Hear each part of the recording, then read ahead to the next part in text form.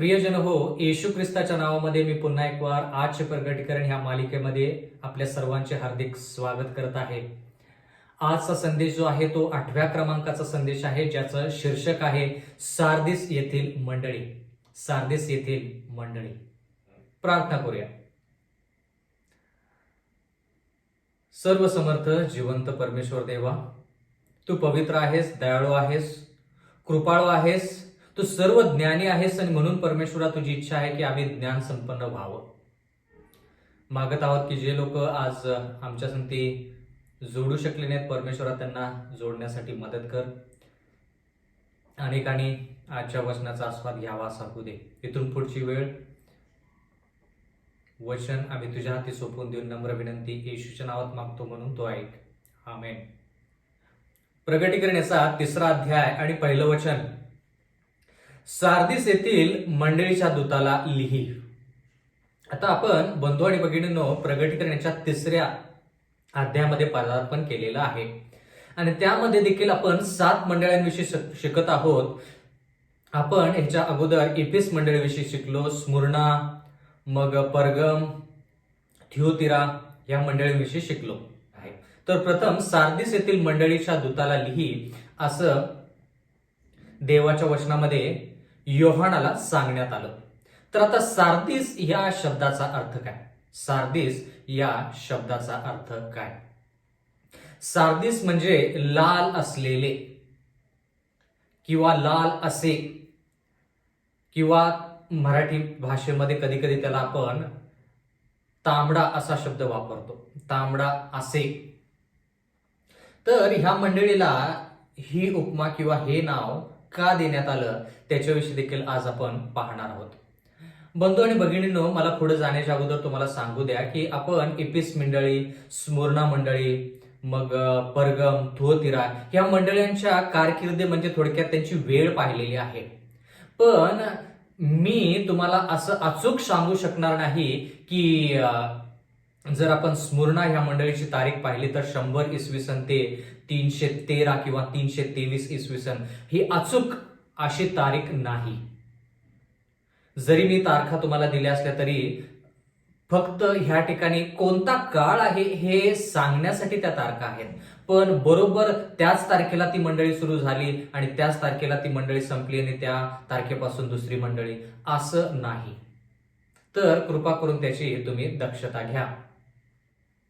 कालावधी जर ह्या मंडळीचा पाहिला तर आपण असं म्हणू शकतो 1798 इसवी सन पासून 1833 इसवी सन पर्यंत.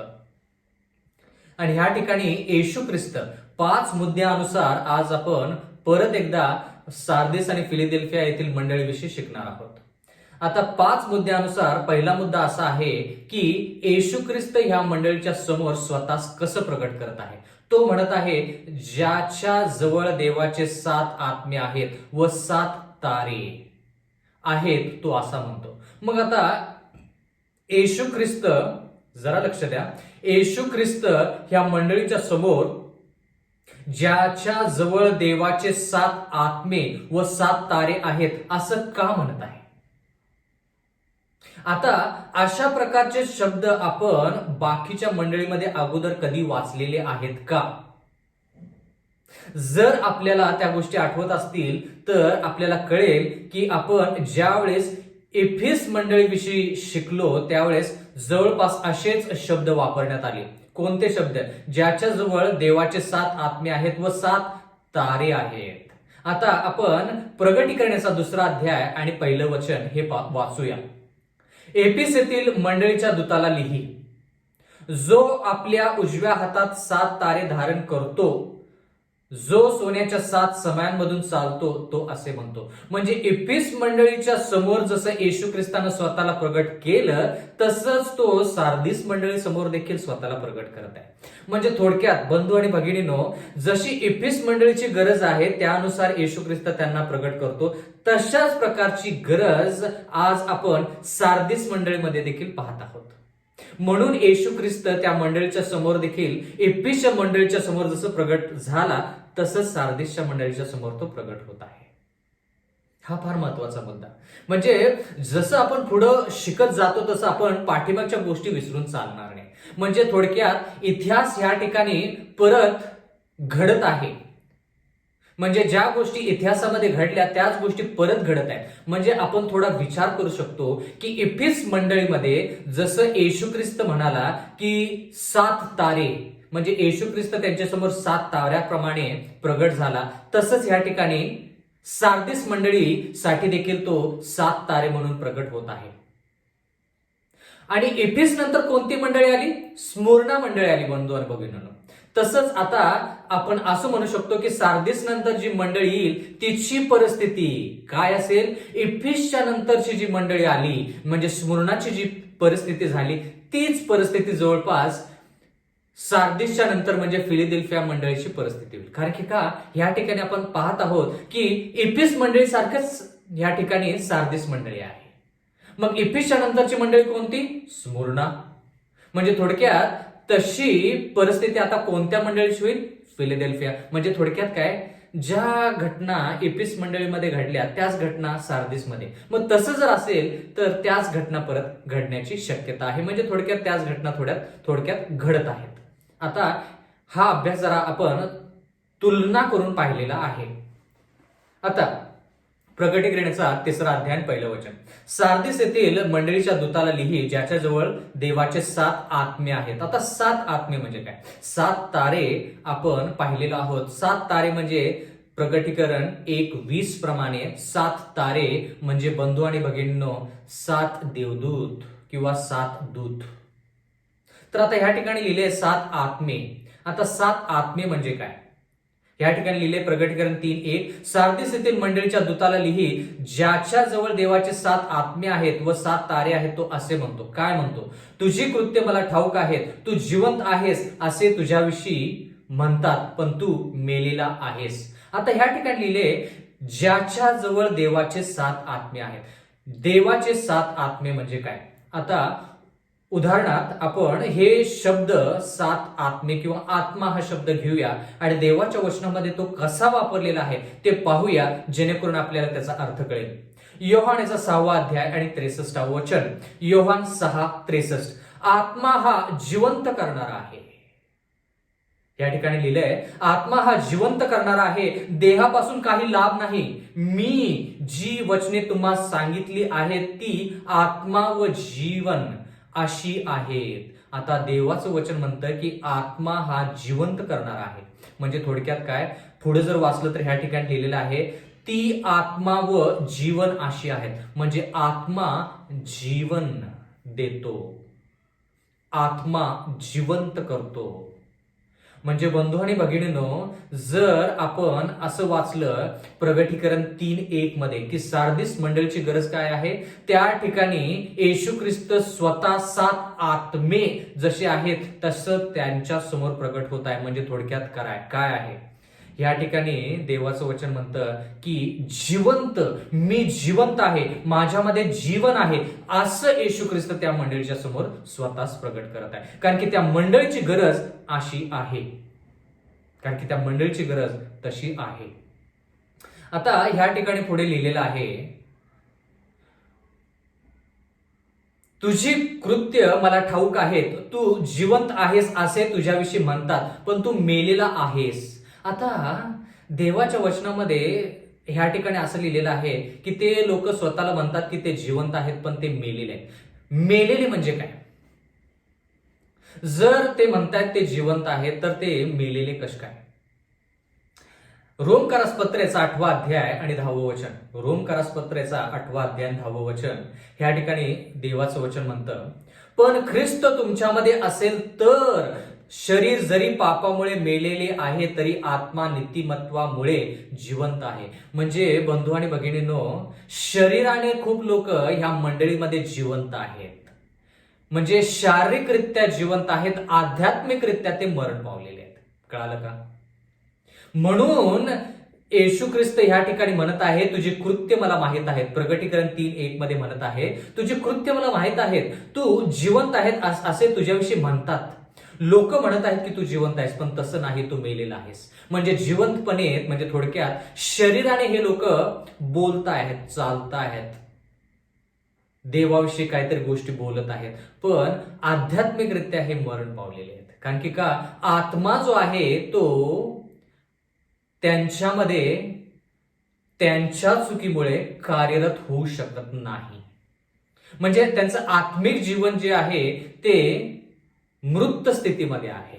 म्हणून येशू ख्रिस्त म्हणतो की तुझ्याविषयी जर विचारलं तर लोक म्हणतात की तू जिवंत आहेस, पण खऱ्या अर्थी तू मरण पावलेला आहेस.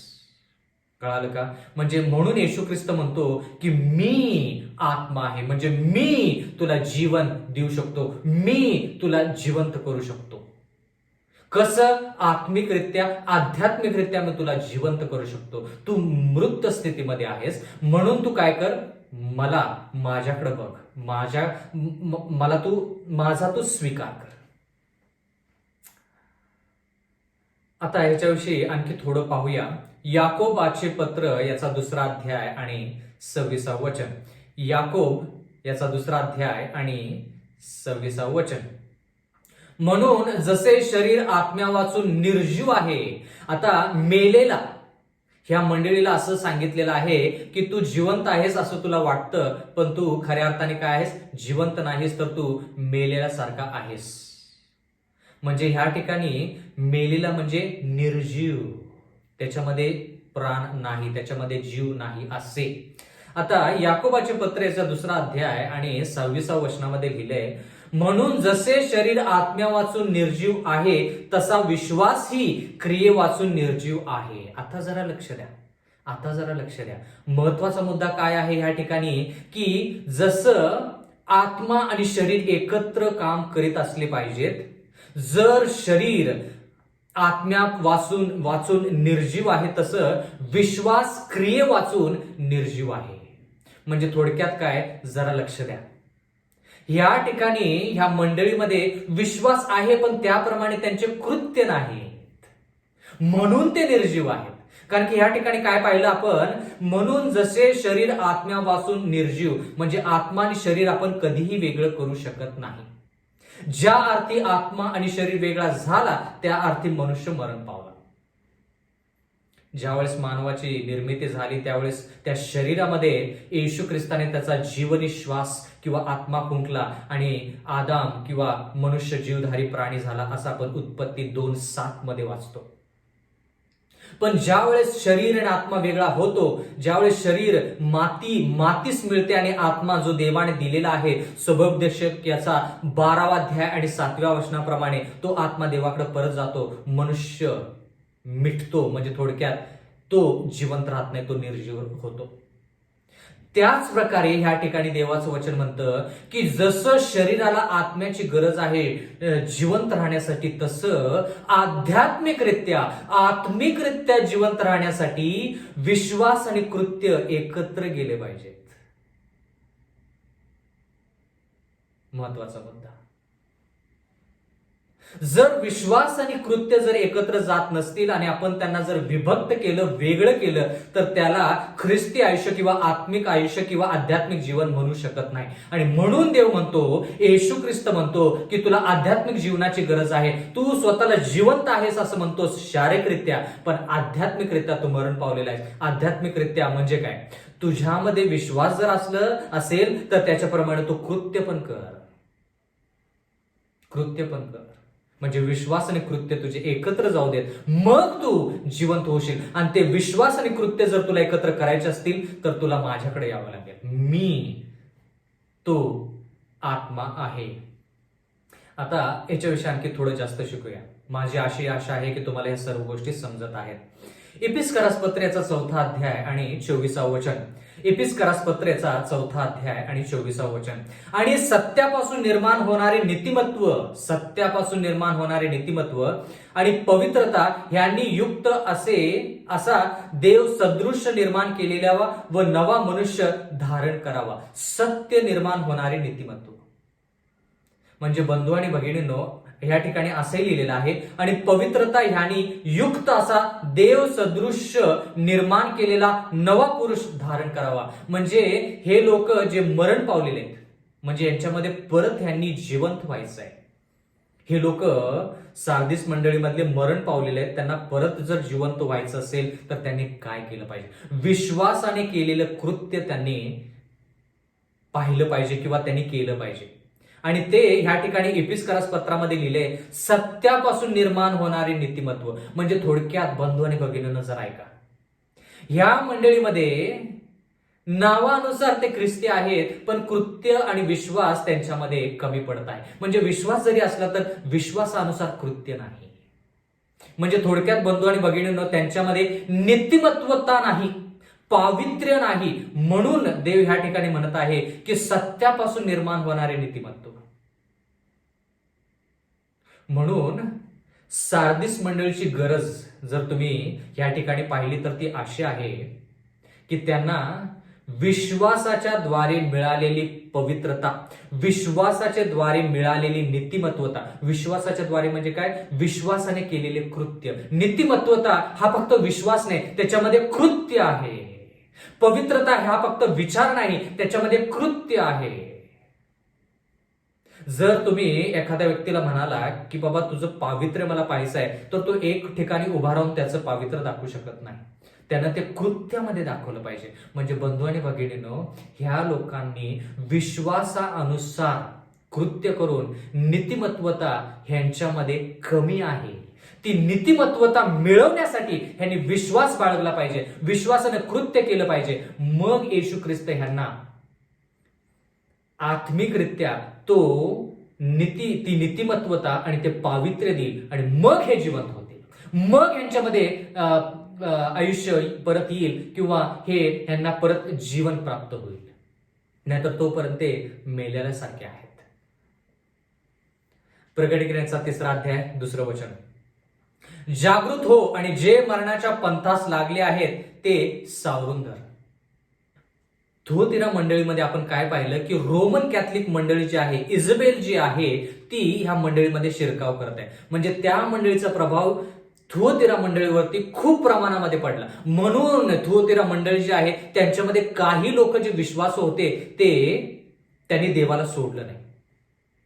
आता तीच मंडळी पुढं त्यांनी वाटचाल केली. त्या मंडळीचं नाव आता ह्या ठिकाणी आपण सार्दिस असं पाहत आहोत. लोक तेच, पण मंडळीचं नाव आता वेगळं आहे. ह्या ठिकाणी त्या मंडळीचं नाव थोडक्यात, त्या लोकांचं नाव थोडक्यात सार्दिस असं आहे. आता जरा लक्ष द्या बंधू आणि भगिनींनो, की ह्या मंडळीमध्ये त्या रोमन कॅथलिक मंडळीचा प्रभाव इतका पडलेला आहे की आता जरा लक्ष द्या की ह्या लोकांमध्ये आता खूप असे कमी लोक आहेत जे देवाच्या वचनाला टिकून राहिलेले आहेत. पण जरा ह्या ठिकाणी आपण थोडा विचार केला पाहिजे. आता दानिएलचा पुस्तकाचा अभ्यास केला आपण त्यावेळेस आपण त्या ठिकाणी शिकलो, रोमची जी सत्ता होती आणि विशेष करून आध्यात्मिक रोमची जी सत्ता होती ती 538 इसवी सन पासून 1798 इसवी सन पर्यंत होती. असं असताना आपण हे पाहिलं की तीच कारकीर्द आपण थुआतीरा मंडळीविषयी पाहिली. म्हणजे थुआतीरा मंडळीच्या वेळेस रोमन कॅथलिक मंडळी जी होती तिनं ते वर्चस्व दाखवून देवाच्या मंडळीला जसं उघडपणे त्यांनी सेवा केली पाहिजे किंवा उघडपणे थुआतीरा मंडळींना देवाचा जय जयकार केला पाहिजे तसं ती मंडळी करू शकली नाही. पण त्या ठिकाणी बंधू आणि भगिनींनो, आपण असं पाहत आहोत की काही लोक विश्वास होते आणि तेच लोक सार्दिस मंडळीमध्ये पोहोचलेले आहेत. आता जर हे लोक कमी आहेत तर देव यांना सल्ला देत आहे. देव काय म्हणत आहे? यांना सल्ला देत आहे. आता मुद्दा नंबर 1 आपण असा पाहिलेला आहे की येशू ख्रिस्त या मंडळीच्या समोर कसा प्रकट करतो? मी आत्मा म्हणजे मी जिवंत तुम्हाला करू शकतो असं प्रकट करत आहे. मुद्दा नंबर 2, देव किंवा येशू ख्रिस्त ह्या मंडळीविषयी वाईट गुणगुण काय सांगत आहे? वाईट दुर्गुण काय सांगत आहे? या ठिकाणी तो म्हणत आहे की तू जिवंत जरी स्वतःला म्हणत असलास किंवा लोक जरी तुला जिवंत म्हणत असले तर तू मेलेल्यासारखा आहेस. म्हणजे हे वाईट गुण आहेत. थोडक्यात हे वाईट गुण आहेत. आता चांगले गुण थोडे पाहूया यांच्यामध्ये. चांगले गुण कोणते? मुद्दा नंबर 2 चांगले गुण आहेत तर मुद्दा नंबर 3 वाईट गुण आहेत. तर मुद्दा या ठिकाणी असा आहे की चांगले गुण कोणते आहेत? प्रकटीकरण 3 2. प्रकटीकरणाचा 3रा अध्याय 2रं वचन. जागृत हो आणि जे मरणाच्या पंथास लागलेले आहेत ते सावरून धर, कारण तुझी कृत्य माझ्या देवाच्या दृष्टीने पूर्ण अशी माझ्या पाहण्यात आली नाहीत. मग आता हा चांगला गुणधर्म का वाईट गुणधर्म? जर ह्या ठिकाणी 3रा अध्याय आणि 2रं वचन जर वाचलं तर ह्या ठिकाणी देखील वाईट दुर्गुण आपण पाहत आहोत. आणि ह्या ठिकाणी हा सल्ला दिलेला आहे थोडक्यात ह्या मंडळीला, की जे लोक मरणाच्या पंथास लागलेले आहेत, म्हणजे लढून लढून लढून लढून काही लोक आता घायल झालेले आहेत. रोमन कॅथलिक मंडळीच्या विरुद्ध लढून ते लोक काय झालेले आहेत, घायल झालेले आहेत. म्हणून देवाचं वचन म्हणतं की तू काय कर, थोडा ह्या ठिकाणी जे लोक देवाच्या वचनाला धरून राहिलेले आहेत त्यांना तू सावरून धर, म्हणजे त्यांना थोडं प्रोत्साहन दे, त्यांना थोडं प्रोत्साहन दे. बंधू आणि भगिनींनो, 1260 दिवस म्हणजे 1260 वर्ष जे अरिष्ट थुअतिरा मंडळीवरती आलं ते अरिष्ट साधन होतं. त्याच्यातून निभावून देवाचे लोक ज्यावेळेस सार्दिस मंडळीमध्ये पोहोचलेले आहेत तर देव त्यांना म्हणत आहे की थोडा तुम्ही धीर धरा, म्हणजे तुमच्यामध्ये जे लोक मरणाच्या पंथास लागलेले आहेत म्हणजे तेही आध्यात्मिकरित्या आत्मिकरित्या मरून जाणार आहेत.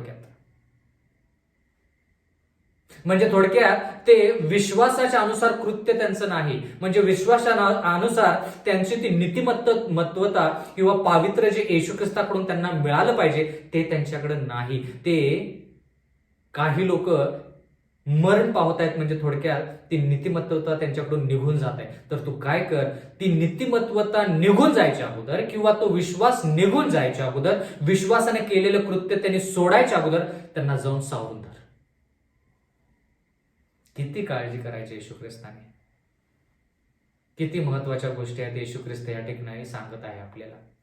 बंधू आणि भगिनींनो, म्हणून म्हटलं येशू ख्रिस्तासारखा अल्फा आणि ओमेगा, येशू ख्रिस्तासारखा पहिला आणि शेवट ह्या जगामध्ये दुसरा कोणीच नाही.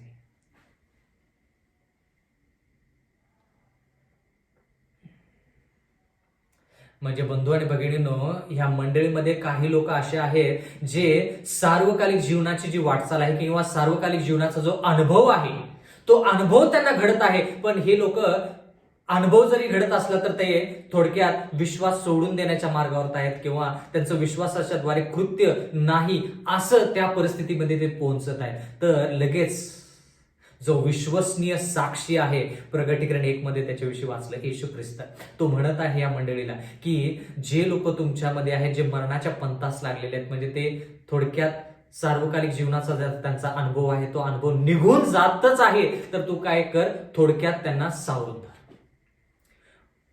आता या ठिकाणी असं लिहिलेलं आहे की प्रकटीकरण याचा 3रा अध्याय 2रं वचन परत वाचूया. जागृत हो आणि जे मरणाच्या पंथास लागले आहेत ते सावरून धर, कारण तुझी कृत्य माझ्या देवाच्या दृष्टीने पूर्ण अशी माझ्या पाहण्यात आली नाहीत. आता कृत्य, कोणती कृत्य? कृत्य हा शब्द कसा वापरलेला आहे ते आपण थोडक्यात पाहूया. कृत्य अनुवाद याचा 32वा अध्याय आणि 4थं वचन. कृत्य अनुवाद याचा 32वा अध्याय आणि 4थं वचन. या ठिकाणी लिहिलेलं आहे, तो दुर्ग आहे, त्याची कृत्य पूर्ण आहेत. सार्दिस मंडळीची कृत्य जे आहेत ती कशी आहेत, अपूर्ण आहेत. पण ह्या ठिकाणी लिहिलेल्या आहे अनुवाद मध्ये की देवाची कृत्य कशी आहेत, पूर्ण आहेत. म्हणून बंधू आणि भगिनींनो, दानिएल आणि प्रकटीकरणाचा अभ्यास करताना थोडा विचार करावा लागतो, अभ्यास करावा लागतो, आणि ते शब्द देवाच्या वचनामध्ये कसे वापरलेले आहेत हे जर आपण त्याचा अभ्यास केला तर मग या ठिकाणी देव काय सांगत आहे तो अर्थ आपल्याला कळतो. कारण की सार्दिस मंडळीमध्ये देव काय म्हणतो, कारण तुझी कृत्य माझ्या देवाच्या दृष्टीने पूर्ण अशी माझ्या पाहण्यात आली नाहीत, म्हणजे अपूर्ण आहेत. पण देवाची कृत्य कशी आहेत? अनुवाद 32:4, तो दुर्ग आहे, त्याची कृत्य पूर्ण आहेत, त्याचे सर्व मार्ग न्यायाचे आहेत. आता जरा लक्ष द्या, त्याचे सर्व मार्ग न्यायाचे आहेत. तो विश्वसनीय देव आहे, त्याच्या ठाई अनिती नाही, तो न्यायी व सरळ आहे. म्हणजे जरा लक्ष द्या, कृत्य पूर्ण असणे म्हणजे न्याय, पूर्ण कृत्य न्यायाला जोडून ह्या ठिकाणी देवाचं वचन आपल्याला सांगत आहे. म्हणजे थोडं जरा हळूहळू टप्प्याने शिकूया. बंधू आणि भगिनींनो, ह्या मंडळीमध्ये विश्वास जर असला तर ह्या विश्वासाने केलेलं कृत्य नाही. म्हणजे काय, हे कृत्य जे आहे पूर्ण नाही. म्हणून ते आत्मिकरित्या आध्यात्मिकरित्या मरण पावलेले आहेत. तर देवाचं वचन म्हणतं की ह्यांचं जर कृत्य पूर्ण व्हायचं असेल तर ह्यांनी काय केलं पाहिजे? सरळ मार्गाने चाललं पाहिजे. देवाच्या विश्वासावरती म्हणजे देवाच्या वचनावरती विश्वास ठेवून त्याच्यानुसार कृत्य केलं पाहिजे. म्हणजे नीतिमत्वता मिळाली पाहिजे यांना, ह्यांच्यामध्ये पावित्र्य आलं पाहिजे. नामधारी ख्रिस्ती हे होऊन चालणार नाही. फक्त हे म्हणू शकत नाही की येशू ख्रिस्तावरती आमचा विश्वास आहे, कृत्यामध्ये ह्याने दाखवलं पाहिजे. म्हणजे बंधू आणि भगिनींनो जरा लक्ष द्या. देवाचं वचन म्हणतं की तुमचं आणि माझं, फक्त सार्दिस मंडळीचंच नाही, तुमचं आणि माझं देखील आयुष्य कसं पाहिजे? विश्वास आणि कृत्य एकत्र गेले पाहिजेत. मग देव आपला न्याय करतो किंवा आपण न्याय जो देव करत आहे किंवा करणार आहे त्याच्यामध्ये आपण उत्तीर्ण होऊ. ह्या ठिकाणी काय लिहिलेलं आहे? त्याचे कृत्य पूर्ण आहेत, त्याचे सर्व मार्ग न्यायाचे आहेत. म्हणजे आपले मार्ग न्यायाचे पाहिजेत. म्हणजे देव न्याय करतो, देव न्यायाधीश आहे. जे लोक त्यांचं कृत्य पूर्ण आहे ते न्यायनिवाड्यातून पार पडतील, म्हणजे ते उत्तीर्ण होतील. कारण की कृत्य, विश्वासाने केलेले कृत्य ह्या ठिकाणी न्यायासंती जोडलं गेलेलं आहे. इब्रिकास पत्राचा 13वा अध्याय आणि 20वा वचन. आता ज्या शांतीच्या देवाने सर्व काळाच्या कराराच्या रक्ताने मेंढरांचा महान मेंढपाळ आपला प्रभू येशू ह्याला मेलेल्यातून परत आणले. आता जरा लक्ष द्या. येशू ख्रिस्ताला मेलेल्या परिस्थितीतून जिवंत करण्यात आलं. म्हणजे येशू ख्रिस्ताला पुनरुत्थान देण्यात आलं, पित्याने त्याला जिवंत केलं. 21वा वचन, इब्री लोकास पत्र 13वा अध्याय 21वा वचन. तो देव आपल्या दृष्टीने जे आवडते ते आपणामध्ये येशू ख्रिस्ताच्या द्वारे करो व आपल्या इच्छेप्रमाणे करण्यास तुम्हाला प्रत्येक चांगल्या कामात सिद्ध करो. काम म्हणजे कृत्य. येशू ख्रिस्ताद्वारे आपण कृत्य करू शकतो. आणि इथं लिहिलंय चांगल्या कामात सिद्ध करो, म्हणजे ते काम परिपूर्ण होण्यासाठी आपल्याला येशू ख्रिस्ताची गरज आहे. आणि जर आपल्याला येशू ख्रिस्ताची गरज आहे तर सार्दिस मंडळीसाठी तर नक्कीच. म्हणून बंधू आणि भगिनींनो, येशू ख्रिस्त जसा पुनरुत्थान पावला तर येशू ख्रिस्त म्हणत आहे की मी देखील तुम्हाला आत्मिकरित्या पुनरुत्थान देऊ शकतो. आता येशू ख्रिस्त आत्मिकरित्या पुनरुत्थान झाला म्हणजे असं नव्हतं की येशू पापामध्ये मरण पावला आणि मग त्याला पवित्र करण्यात आलं. येशू ख्रिस्ताने एकही पाप केलं नाही, पण तो आपल्या पापांसाठी मरण पावला आणि त्याचं जसं पुनरुत्थान झालं, त्याला जसं आयुष्य परत मिळालं, जीवन परत मिळालं, तसं आपण आध्यात्मिकरित्या जर मरण पावलं तर येशू ख्रिस्त आपल्याला जिवंत करू शकतो, असं देवाचं वचन या ठिकाणी सांगितलेलं आहे. आता दुसरे तिमोथेला पत्र याचा 3रा अध्याय आणि 17वा वचन. ह्यासाठी की देवाचा भक्त पूर्ण होऊन प्रत्येक चांगल्या कामासाठी सज्ज व्हावा. देवाचा भक्त पूर्ण झाला पाहिजे. पूर्ण कसा होईल? विश्वासाने केलेलं जर कृत्य असेल तर तो आत्मिकरित्या तो बळकट होईल आणि तो सर्व चांगल्या कामासाठी सज्ज होईल, तो पूर्ण होईल. जर त्याचं विश्वास आणि त्याचं कृत्य एकसंगती जात नसेल, विश्वासानुसार जर तो कृत्य करत नसेल तर तो अपूर्ण आहे, असं देवाचं वचन म्हणतं. प्रगटीकरण याचा 3रा अध्याय 3रं वचन. म्हणून तू कसे स्वीकारलेस व ऐकलेस याची आठवण कर, ते जतन करून ठेव व पश्चाताप कर. आता ह्या ठिकाणी देवाचं वचन म्हणतं की ह्या मंडळीनं पश्चाताप केला पाहिजे. कारण तू जागृत झाला नाहीस तर मी चोरासारखा येईन, मी कोणत्या घटकेस तुझ्यावर चालून येईन हे तुला मुळीच कळणार नाही. ह्या मंडळीमध्ये देवाचं वचन म्हणत आहे की तू पश्चाताप कर. पश्चाताप कर म्हणजे काय? थोडक्यात एपिस मंडळी तिनं जसं पहिलं प्रेम सोडलं त्यावेळेस येशू ख्रिस्त त्या मंडळीला म्हणाला तू विजय प्राप्त कर, तू पश्चाताप कर. म्हणजे काय? ती पहिली प्रीती जी तू सोडलेली आहेस ती परत मिळव. आणि एपिस मंडळीचेच गुण आपण सार्दिसमध्ये पाहतो. म्हणून येशू ख्रिस्त ह्या मंडळीच्या समोर, एपिसच्या मंडळी समोर जसा प्रगट झाला तसंच ह्या मंडळीच्या समोर प्रगट होत आहे. कळालं का? महत्वाचा मुद्दा. म्हणून ह्या मंडळीला सांगण्यात आलेलं आहे की तू पश्चाताप कर आणि तू काय कर? जागृत हो, नाही तर चोरासारखा मी येऊन तुझ्यावरती काय करीन? तुझ्यावरती चालून येईन, असं देवाचं वचन म्हणतं. प्रियजन हो, ह्या वचनामध्ये जरी येशू ख्रिस्ताच्या दुसऱ्या येण्याची जी घटना आहे त्याच्या वेळी त्या गोष्टीविषयी जरी लिहिलं असलं तरी देखील जरा लक्ष द्या, चोरासारखा येईल म्हणजे काय.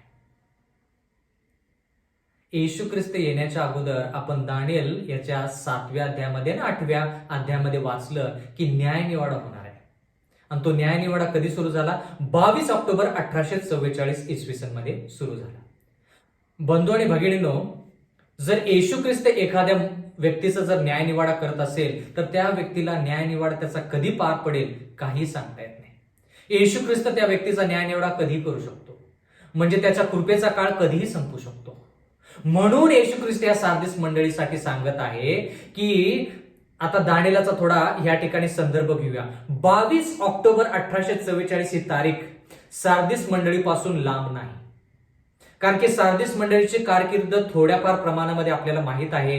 1798 इसवी सन ते 1833 इसवी सन म्हणजे न्यायनिवाडा करण्याची घटिका ह्या मंडळीसाठी फार जवळ आहे. म्हणून देव म्हणत आहे की ती घटिका तुझ्यावरती कधी येईल ते मी तुला सांगू शकणार नाही. म्हणजे 22 ऑक्टोबर 1844 ला जरी न्यायनिवाडा सुरू झाला तर मी तुझ्यावरती कधी चाल करून येईन, म्हणजे तुझा न्यायनिवाडा कधी करेन हे मी तुला कधी सांगणार नाही किंवा तुला ते कधी कळणार नाही. म्हणून तू लगेच जागृत हो आणि पश्चाताप कर. प्रगटीकरणाचा 3रा अध्याय आणि 4थं वचन, प्रगटीकरण 3:4. तरी ज्यांनी आपले वस्त्र विटाळली नाहीत अशी थोडकी नावे सार्दिस येथील तुझ्या जवळ आहेत. आता हे चांगले गुणधर्म का वाईट गुणधर्म? चांगले गुणधर्म. म्हणजे काही लोक सार्दिस मंडळीमध्ये आहेत, ते लोक त्यांनी वस्त्र विटाळली नाहीत, म्हणजे त्यांनी वस्त्र शुभ्र ठेवलेले आहेत, त्यांचे वस्त्र मलिन झालेले नाहीत. म्हणजे मुद्दा नंबर 1, येशू ख्रिस्त यांच्या समोर स्वतःच कसं प्रकट करतो. मुद्दा नंबर 2, या मंडळीमधले चांगले गुण कोणते? तर ह्या ठिकाणी लिहिलेलं आहे, तरी ज्यांनी आपली वस्त्र विटाळली नाहीत अशी थोडकी नावे सार्दिस येथील तुझ्याजवळ आहेत. थोडकी नावे. मुद्दा नंबर 3, या मंडळीमधले गुणधर्म जे दुर्गुण आहेत ते कोणते आहेत? हे मंडळी स्वतःला म्हणते की जिवंत आहे पण ती मेलेली सारखी आहे, तिचे कृत्य पूर्ण नाही. हे वाईट गुणधर्म. सल्ला काय देण्यात आलेला आहे? मुद्दा नंबर 4, पश्चाताप कर आणि जागृत हो. पश्चाताप कर आणि जागृत हो. तर ह्या ठिकाणी थोडक्यात आपण पाहत आहोत की ह्या मंडळीमध्ये काही लोक आहेत, त्यांनी त्यांची वस्त्र विटाळली नाहीत म्हणजे काय? त्यांचे वस्त्र मलिन झालेले नाहीत म्हणजे काय? प्रगटीकरणाचा 14वा अध्याय आणि 4थं वचन, स्त्री संगाने मलिन न झालेले ते हेच आहेत. आता स्त्री देवाच्या वचनानुसार एफिसकरासपत्र याच्या 5व्या अध्यायानुसार आणि विशेष करून 21 पासून 25 पर्यंत जर वाचलं तर स्त्री मंडळीला दर्शवते. तर जरा लक्ष द्या, सार्दिस मंडळीविषयी लिहिलेलं आहे की ह्या मंडळीतील काही लोकांनी आपले वस्त्र मलिन केलेले नाहीत, शुभ्र आणि शुद्ध ठेवलेले आहेत. म्हणजे काय? त्यांनी त्यांचं पावित्र्य, विश्वासाने केलेले कृत्य, त्यांची नीतिमत्वता काही लोकांमध्ये आहे. ते मरणाच्या पंथात जरी लागलेले असले तरी त्यांच्यामध्ये त्या गोष्टी आहेत. म्हणजे जरा लक्ष द्या, स्त्री संघाने मलिन न झालेले ते हेच. प्रगटीकरण 14वा अध्याय 4थं वचन. आता स्त्री संघाने म्हणजे काय? मंडळी म्हणजे रोमन कॅथलिक मंडळीच्या अधीन किंवा रोमन कॅथलिक मंडळीचा प्रभाव सार्दिस मधील काही लोकांवरती झाला नाही. त्यांनी रोमन कॅथलिक मंडळीच्या ज्या विधी आहेत किंवा त्यांचं जे शिक्षण आहे ते आत्मसात किंवा ते स्वीकारलं नाही. म्हणून ह्या ठिकाणी सार्दिस मंडळीविषयी लिहिलेलं आहे, ज्यांनी आपलं वस्त्र विटाळली नाहीत अशी थोडकी नावे सार्दिस येथे तुझ्याजवळ आहेत. थोडा अभ्यास महत्वाचा आहे. म्हणजे थोडक्यात स्त्रीनं मलिन न झालेले ते हेच आहेत. म्हणजे थोडक्यात मलिन होणे म्हणजे रोमन कॅथलिक मंडळी किंवा वेगळ्या मंडळीमध्ये ज्या ठिकाणी देवाचं वचन सांगितलं जात नाही किंवा देवाच्या वचनाचा अभ्यास होत नाही, देवाच्या वचनानुसार त्या मंडळ्या नाहीत, त्यांचं शिक्षण घेणं म्हणजे मलिन होणं किंवा अशुद्ध होणं. त्यांचं शिक्षण न स्वीकारता देवाच्या वचनानुसार चाललं म्हणजे वस्त्र शुभ्र ठेवणं किंवा वस्त्र न विटाळवता ते वस्त्र शुभ्र ठेवणं. प्रगटीकरण याचा 3रा अध्याय 5वं वचन, जो विजय मिळवतो, म्हणजे 5वा मुद्दा. आता ह्या ठिकाणी अभिवचन काय आहे? प्रगटीकरणाचा 3रा अध्याय 5वं वचन, जो विजय मिळवतो तो अशा रीतीने शुभ्र वस्त्र परिधान केलेला होईल. शुभ्र वस्त्र परिधान केलेला म्हणजे काय? ज्या लोकांनी स्त्री संघाने मलिन झालेले नाहीत. स्त्री संघ म्हणजे मंडळी, ज्या मंडळी देवाच्या वचनानुसार नाहीत, त्यांच्या अनुसार त्यांनी जर ते शिक्षण घेतलं नाही तर देवाचं वचन म्हणतं की त्यांचे वस्त्र शुभ्र होतील. म्हणजे काय? त्यांचं आयुष्य, नीतिमत्वता, त्यांच्यामध्ये पावित्र्यता दिसेल. म्हणजे थोडक्यात ते सार्वकालिक जीवनाचा त्यांना अनुभव होईल. जो विजय मिळवतो तो अशा रीतीने शुभ्र वस्त्र परिधान केलेला होईल. मी जीवनाच्या पुस्तकातून त्याचे नाव खोडणारच नाही आणि माझ्या पित्यासमोर व त्याच्या देवदूतासमोर मी त्याचे नाव पत्करीन. आणि ह्या ठिकाणी आपण असं पाहिलेलं आहे की जे लोक सार्दिस मंडळीमध्ये आहेत, जे लोक सत्याला टिकून राहतात आणि त्या सत्याद्वारे, विश्वासाच्या द्वारे त्यांचं जर कृत्य असेल तर त्यांची वस्त्र शुभ्र असतील. वस्त्र शुभ्र असणं म्हणजे बंधू आणि भगिनींनो, त्यांचं पावित्र्य जे आहे ते पावित्र्य टिकून राहणे. आणि ते पावित्र्य कोणाचं आहे? ते त्यांचं स्वतःच नाही, तर येशू ख्रिस्ताने त्यांना देव केलेलं आहे. म्हणजे विश्वासाने जर ते येशू ख्रिस्ताकडे गेले, त्यांनी जर प्रायश्चित केलं, पश्चाताप केला आणि येशू ख्रिस्ताला जर त्यांनी सांगितलं की देवा, आम्हाला तुझ्या वचनानुसार, तुझ्या विश्वासानुसार कृत्य करायचं आहे, तर कृपा करून आम्हाला ते पावित्र्य दे, नीतिमत्वता दे, तर येशू ख्रिस्त ते नीतिमत्वता त्या लोकांना देतो. आणि म्हणून ह्या ठिकाणी देवाचं वचन म्हणत आहे की शुभ्र वस्त्र परिधान केलेले ते लोक होतील. मी जीवनाच्या पुस्तकातून त्यांचे नावे खोडणारच नाही. आता जरा लक्ष द्या, जीवनाच्या पुस्तकातून त्यांची नावे खोडणार नाही. ज्यावेळेस आपण दानिएल पुस्तकाचा अभ्यास केला त्यावेळेस आपण दानिएल याच्या 7व्या अध्यायामध्ये पाहिलं की ज्यावेळेस 4थं श्वापद दानिएलाने पाहिलं, त्याच्यानंतर कोणतं दृश्य दानिएलाला दाखवण्यात आलं? देवाकडून लगेच त्याला न्यायसभा भरली, वह्या उघडल्या, असं दृश्य देवाने दानिएलाला दाखवलं. म्हणजे बंधू आणि भगिनींनो, त्या ठिकाणी 4थं श्वापद जे आहे त्याच्यामध्ये आपण लहान शिंगाविषयी ज्या गोष्टी पाहिल्या, ते लहान शिंग रोमन कॅथलिक मंडळीला दर्शवतं. तर तीच गोष्ट आपण प्रगटीकरणाच्या पुस्तकामध्ये पाहत आहोत. या ठिकाणी देखील न्यायसभा भरलेली आहे असं देवाचं वचन म्हणतं. आणि जीवनाच्या पुस्तकातून, म्हणजे त्या ठिकाणी आपण वेगवेगळ्या वह्या पाहिल्या दानिएलाच्या पुस्तकामध्ये की न्यायसभा ज्यावेळेस भरती त्यावेळेस वेगवेगळ्या वह्या उघडल्या जातात, आपलं कृत्य पाहिलं जातं. आणि जर आपले कृत्य चांगले नसतील तर जीवनाच्या पुस्तकातून आपलं नाव खोडलं जातं, असं आपण त्यावेळेस म्हणालो. जर आपलं कृत्य चांगलं असेल तर जीवनाच्या पुस्तकातून आपलं नाव खोडलं जाणार नाही. पण जर आपले कृत्य चांगले नसतील, विश्वासाने आपले कृत्य नसेल, तर जीवनाच्या पुस्तकातून आपलं नाव खोडलं जाईल. म्हणजे जरा लक्ष द्या बंधू आणि भगिनींनो, 22 ऑक्टोबर 1844 इसवी सनला न्याय निवाडा सुरू होणार आहे, हे ह्या मंडळीला थोडक्यात सांगण्याचा प्रयत्न देव करत आहे. आणि देव म्हणत आहे की 22 ऑक्टोबर 1844 इसवी सनला न्याय निवाडा सुरू होणार आहे. त्यावेळेस पुस्तक उघडली जातील, वह्या उघडल्या जातील. आणि ज्या लोकांच्या आयुष्यामध्ये, ज्या लोकांचं कृत्य त्यांच्या वह्या उघडल्यानंतर कळून येईल की ते कृत्य विश्वासानुसार नाही, तर जीवनाच्या पुस्तकामधून, जे पुस्तक न्याय निवाड्याच्या वेळेस उघडलं जातं, त्या पुस्तकातून त्या लोकांचं नाव खोडलं जाईल. पण देवाचं वचन म्हणतं की जे लोक शुभ्र आणि पवित्र आहेत, देवाचं वचन म्हणतं की त्यांचं जीवनाच्या पुस्तकातून, म्हणजे न्याय निवाडा जो सुरू होणार आहे त्या पुस्तकातून त्यांचं नाव खोडलं जाणार नाही. म्हणजे बंधू आणि भगिनींनो, जर आपण ह्या ठिकाणी लक्ष दिलं पाहिजे. महत्वाचा मुद्दा आहे की देव येणाऱ्या काळामध्ये जे लोकांना त्रास होणार आहे त्या त्रासाची तयारी देव अगोदरच करतो. तसंच आपण एफेस मंडळीपासून सर्व गोष्टी शिकत आहे. म्हणून आपण पाठीमागं शिकलो परगम मंडळीविषयी की जर परगम मंडळी पणाने देवासंती राहिली तर गुप्त मन्ना तिला खायला मिळेल. गुप्त मन्ना तिला परगम मंडळीला कधी खायला मिळेल? गुप्त मन्ना परगम येथील मंडळीच्या लोकांना कधी खायला मिळेल? थुतिराच्या काळामध्ये, म्हणजे भविष्यामध्ये. म्हणून परगम मंडळीनं व्यवस्थित राहायचं आहे. मग त्याच लोकांना पुढं नाव जे थुतिरा मिळालं त्या लोकांना त्या गोष्टीचा फायदा होईल, ज्या गोष्टी त्यांनी अगोदर केलेल्या आहेत. तसंच सार्दिस मंडळीसाठी येशू ख्रिस्त म्हणत आहे की न्याय निवाडा करण्याची घटिका जवळ येत आहे, तर तुम्ही काय करा की आत्ताच तुम्ही पश्चाताप करा, प्रायश्चित करा. तुम्ही काही लोक जे मरणाच्या पंथास लागलेले आहेत त्यांनी लगेच काय केलं पाहिजे? येशू ख्रिस्ताकडे धाव घेतली पाहिजे. बंधू आणि भगिनींनो, जरा लक्ष द्या. महत्वाचा मुद्दा आहे, काळजीपूर्वक ह्या वचनाकडे लक्ष द्या.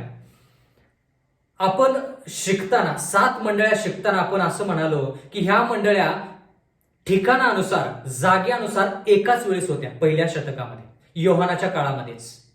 मग मला तुम्ही आता सांगा की हे वचन जे ह्या ठिकाणी लिहिलेलं आहे की जीवनाच्या पुस्तकातून त्याचं नाव खोडलं जाणार नाही, जो व्यक्ती पवित्र आहे तो व्यक्ती त्याचं नाव जीवनी पुस्तकामध्ये राहील, हा जो संदेश त्या मंडळीसाठी लागू आहे का? ठिकाणानुसार.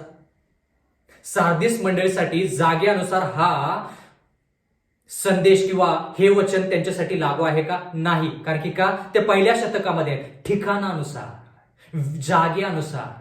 पण ही मंडळी वेळानुसार पाहिली तर ही मंडळी न्याय निवाड्याच्या अगोदरची मंडळी आहे. म्हणून वेळेनुसार सार्दिस मंडळीसाठी हा संदेश जो आहे तो फार फार गरजेचा आहे.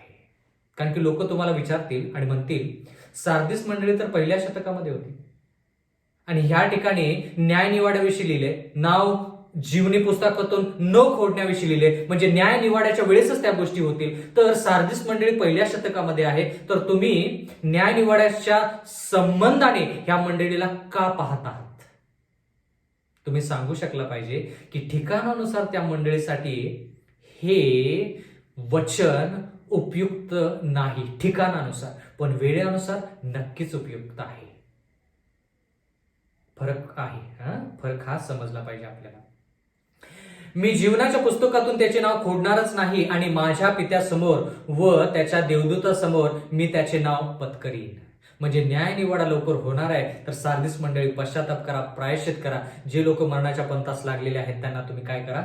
आध्यात्मिकरित्या ते मरत आहेत, मृत्यू पावत आहेत, तर त्यांना लवकर सावरून धरा. आपल्याकडे स्वतःचं पावित्र्य नाही, आपण ते पावित्र्य स्वतः निर्माण करूही शकत नाही आणि करूही नाही. आपण पापी असे आहोत. आपल्याकडे फक्त एकच आशा की आहे त्या परिस्थितीमध्ये येशू ख्रिस्ताकडे जायचं, पापाची कबुली करायची, देवाच्या वचनानुसार लिहिले पश्चाताप करायचं, म्हणजे परत पाप करू नये म्हणून देवाला सांगायचं की देवा मला मदत कर. आणि देव ज्यावेळेस ते पावित्र्य देतो तर ते पावित्र्य टिकवून ठेवायचं, म्हणजे परत पाप करून चालत नाही. मग ते सार्दिस मंडळी असू दे, एफेस मंडळी असू दे, किंवा आणखी कोणतरी मंडळी असू दे, किंवा आज आपण तुम्ही आणि मी असू दे, एकदा पावित्र्य मिळालं की परत ते पावित्र्य सोडायचं नाही. आता मला तुम्हाला हे महत्वाचं या ठिकाणी सांगायचं आहे आणि विचारायचं आहे की ज्यावेळेस आपण दानिएलाचं पुस्तक शिकलो त्यावेळेस आपण दानिएलच्या 7व्या अध्यायामध्ये पाहिलं की येशू ख्रिस्त येऊन त्या 4थ्या श्वापदाचा नाश करेल आणि ते 4थं श्वापद त्याचे 2 भाग आहेत. 4थं श्वापद म्हणजे रोम, त्या ठिकाणी आपण म्हणालो ते अकराळ विकराळ असं भयंकर असं श्वापद आहे. त्याला विशिष्ट नाव देण्यात आलं नाही. त्या रोमचे 2 भाग आहेत, पहिलं विधर्मी रोम आणि त्याच्यानंतर आध्यात्मिक रोम. आणि दानिएल 7 मध्ये आध्यात्मिक रोम एका शिंगाद्वारे दर्शवलेलं आहे. आणि त्या ठिकाणी आपण पाहिलं की न्याय निवाडा झाला, 7वा अध्याय, दानिएलचा 7वा अध्याय, न्याय निवाडा झाला की त्या आध्यात्मिक रोमची सत्ता काढून देवाच्या लोकांना देण्यात येते, म्हणजे येशू ख्रिस्ताची सत्ता त्या ठिकाणी येते. येशू ख्रिस्ताची सत्ता त्या ठिकाणी येते. आता जरा लक्ष द्या, येशू ख्रिस्ताची सत्ता त्या ठिकाणी येते. तर थोडक्यात काय आपण असं पाहत आहोत की दानिएल 7 मध्ये 538 इसवी सन पासून 1798 पर्यंत आध्यात्मिक रोमची कारकीर्द होती, म्हणजे लहानसं शिंग जे आहे त्याची कारकीर्द होती. पण 1798 इसवी सन मध्ये आपण असं पाहिलं की पोपची सत्ता निघून गेली काही काळासाठी. 1798 इसवी सन मध्ये पोपची सत्ता निघून गेली. फ्रान्सचा राजा किंवा फ्रान्सचा सेनापती जनरल बर्थियर, सेनापती बर्थियर आला आणि त्यानं आध्यात्मिक रोम म्हणजे पोप ह्याला बंदी करून तो घेऊन गेला. दानिएल याचा 7वा अध्याय. म्हणजे थोडक्यात 1798 मध्ये पोपची सत्ता नव्हती. म्हणजे रोमन कॅथलिक मंडळी थोडक्यात तिची जी सत्ता होती किंवा तिचा जो परिणाम होता बाकीची ही जी सार्दिस मंडळी आहे ह्याच्यावरती, ती सत्ता किंवा तो परिणाम नाहीसा झाला. कधी? 1798 इसवी सन मध्ये. 1798 इसवी सन मध्ये. जरा लक्ष द्या.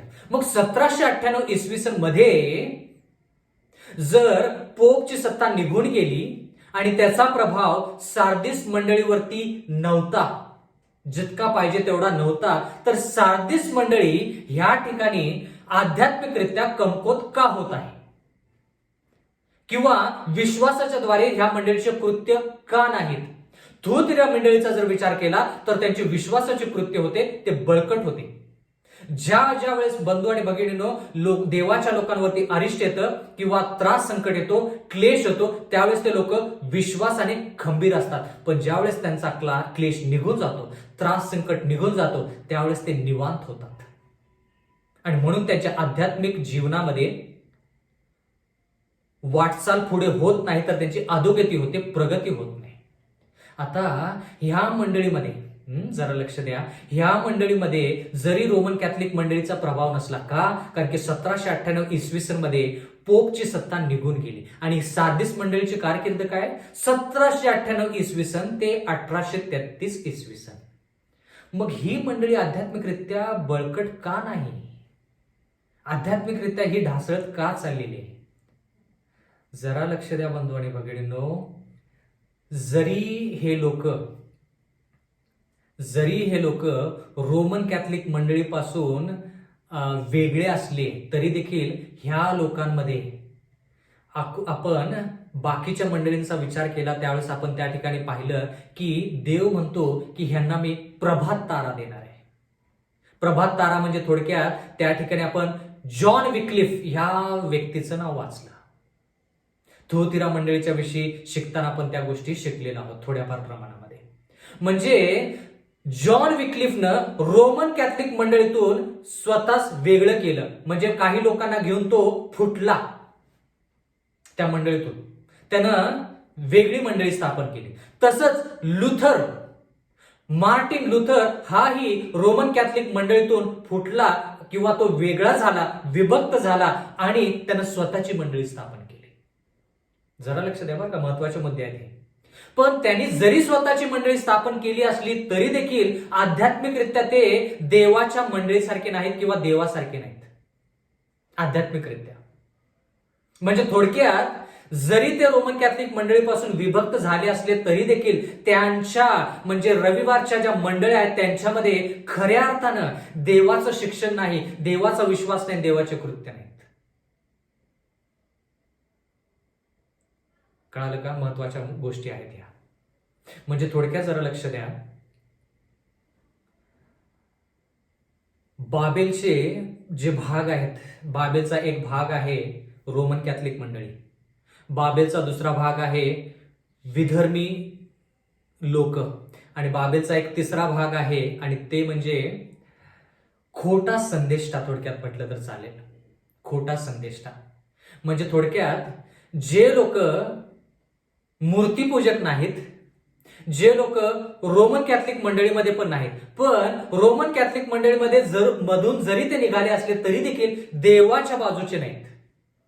म्हणजे थोडक्यात ते आध्यात्मिकरित्या जरी रोमन कॅथलिक मंडळीचे नसतील तरी आध्यात्मिकरित्या ते देवाचे लोक नाहीत. म्हणजे रविवारच्या दिवशी उपासना करणाऱ्या मंडळ्या थोडक्यात. म्हणून देव ह्या मंडळीला म्हणत आहे की ह्या मंडळीनं विजय प्राप्त केला पाहिजे. म्हणजे विश्वास कुठून येतो? देवाच्या वचनातून येतो, देवाच्या वार्तेतून येतो. त्या विश्वासानुसार जर ही मंडळी चालली तर ती मंडळी रोमन कॅथलिक मंडळीतून जर फुटली तर ती देवाच्या लोकांच्या मंडळीमध्ये आली पाहिजे. कळालं का? म्हणून खूप मंडळांचा उगम त्या काळामध्ये झाला. ज्यावेळेस रोमची सत्ता निघून गेली त्यावेळेस खूप मंडळांचा, किंवा रोमची सत्ता असताना देखील खूप मंडळांचा उगम झाला. प्रभात तारा म्हणजे थोडक्यात त्या प्रभात ताऱ्यानं लोकांना नीतिमत्वतेकडे आणायचं होतं. पण त्या प्रभात ताऱ्यानं जॉन विक्लिफ असू दे, मार्टिन लुथर असू दे, त्यांनी रोमन कॅथलिक मंडळीपासून स्वतःला वेगळं तर केलं, पण सत्य मंडळीकडे ते आले नाहीत, खऱ्या मंडळीकडे ते आले नाहीत. म्हणून देव ह्या ठिकाणी सार्दिस मंडळीला म्हणत आहेत की काही थोडके लोक आहेत जे त्यांच्यामध्ये पावित्र्य आहे, आणि देवाचं वचन म्हणतं की जर त्यांनी पावित्र्य टिकवून ठेवलं, ते मरणाच्या पंथास लागलेले आहेत, तर जर त्यांनी पावित्र्य टिकवून ठेवलं तर त्यांचं नाव जीवनी पुस्तकामधून कधीच खोडलं जाणार नाही. म्हणजे न्यायनिवाडा 22 ऑक्टोबर 1844 इसवी सन मध्ये जो न्यायनिवाडा सुरू होणार आहे, सार्दिस मंडळी टिकून राहा, दृढ राहा. कळालं का? फार महत्वाचे वचन आहेत. या ठिकाणी महत्वाचा मुद्दा असा आहे बंधू आणि भगिनींनो, की जरी रोमन कॅथलिक मंडळीमध्ये काही लोक नसले तर रोमन कॅथलिक मंडळी ही देवाच्या इच्छानुसार स्थापन झालेली मंडळी नाही.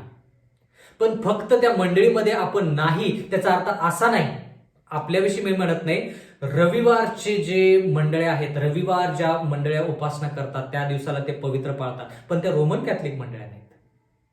त्या रोमन कॅथलिक मंडळी आहेत, त्या रविवारच्या दिवशी उपासना करतात. फक्त रोमन कॅथलिक मंडळीपासून ते अलिप्त झालेले आहेत त्याचा अर्थ असा नाही की ते देवाची मंडळी आहेत, नाही. देवाची मंडळी पहिल्यापासून शेवटपर्यंत आपण त्या लोकांविषयी पाहत आहोत. त्या लोकांनी जर रोमन कॅथलिक मंडळीपासून ते फुटले तर त्यांनी सार्दिस किंवा थुतिरा मंडळीमध्ये पदार्पण करायला पाहिजे होतं, जर त्यांनी केलेला नाही. म्हणून देवाचं वचन म्हणतं की जो कोणी विजय मिळवतो, म्हणजे विश्वासाला दृढ राहून राहतो न्यायनिवाडाच्या काळामध्ये, त्याचं जीवनी पुस्तकातून नाव कदापि खोडलं जाणार नाही. प्रगटीकरणाचा 3रा अध्याय आणि 6वं वचन, आत्मा मंडळांना काय म्हणतो, हे ज्याला कान आहेत तो ऐको. बंधू आणि भगिनींनो, आपल्याला जर खरंच कान असतील, आपल्याला जर खरंच अंतःकरणाने आपण जर देवाचं वचन ऐकत असेल तर नक्कीच आपण देवाच्या वचनानुसार चालू. येणाऱ्या काळामध्ये आपण याच्याविषयी जास्त शिकणार आहोत. तोपर्यंत परमेश्वर तुमच्या संगती असो. परमेश्वर पुन्हा एक वार आपल्या सर्वांना पुढचं वचन शिकण्यासाठी संधी देव. परमेश्वर आपणा सर्वांस आशीर्वाद देव. आपण प्रार्थना करूया. स्वर्गातील जिवंत परमेश्वर देवा, उपकार मानतो, मागत आहोत परमेश्वरा की या गहन आणि गूढ गोष्टी समजण्यासाठी थोडं आम्हाला सहाय्य मदत कर. पवित्र आत्मा सातत्याने त्यांना आमच्यामध्ये कार्य करावं असं होऊ दे.